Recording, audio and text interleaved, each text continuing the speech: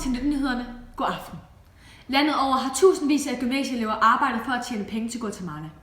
Vi skifter over til Susan, som står på Fyn i bofællesskabet Bondebjerget, hvor elever arbejder på operationsavsværk. Ja, goddag. Jeg står herude på Bondebjerget, hvor de unge mennesker fra St. Knuds Gymnasium er i gang med at arbejde. Kan du fortælle mig, Lukas, hvordan er det? Jamen, det er meget sjovt. Vi skal egentlig bare rense tagrender og så ligesom sørge for, at det bliver nogenlunde rent. Man bliver lidt beskidt af det, men det er fint. Ja. Hvad får du ud af det her arbejde?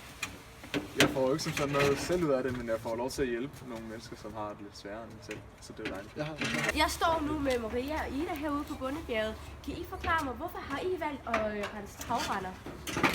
Det er fordi, vi havde brug for et job her til OD i dag. Og så var der en fra vores klasse, som kunne skaffe en hel masse jobs. Og så tror jeg, at vi begge to var hurtigt til at sige ja. Selvfølgelig vil vi gerne hjælpe en masse børn i Guatemala. Altså, selvfølgelig. Man tager ud på OD i dag for at hjælpe andre folk.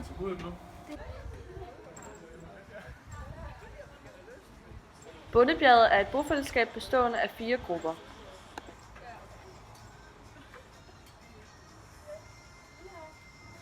Man kan jo se, hvordan de store forskelle, altså de har gjort de sidste par år, hvor man har været med, ikke? Da vi fik oplægget om Operation Dagsværk, så var der jo film med, der viste, hvordan pengene fra de sidste par år har hjulpet, så det er jo klart, at man ikke kan lade være med at hjælpe, når man ved, at det går til et godt formål på en eller anden måde. Vi får ligesom hele dagen fri til at bidrage. Så jeg synes egentlig ikke, at det var ikke noget svært valg for mig, om jeg skulle være med af dig. Vi har julemusik, så det er okay. Optimisme, det er super. Ja. Okay. Hvad handler det her om for jer? Altså, på en måde så handler det egentlig om at vise, at ligegyldigt hvilken baggrund man har, og hvilken social klasse man kommer fra, så er det her noget, man er fælles om. Hvad med dig, Lukas? Har det betydning for dig?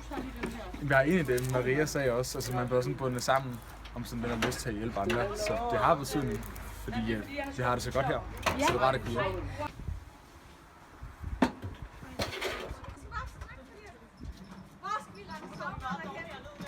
Formålet med ODD er, at de unge kan tjene penge til Guatemala, så de kan få et tosproget interkulturel undervisning. Ja, som I kan se, så er jeg også sat i arbejde. Men det var alt, hvad vi havde fra i dag herude på Bondebjerget.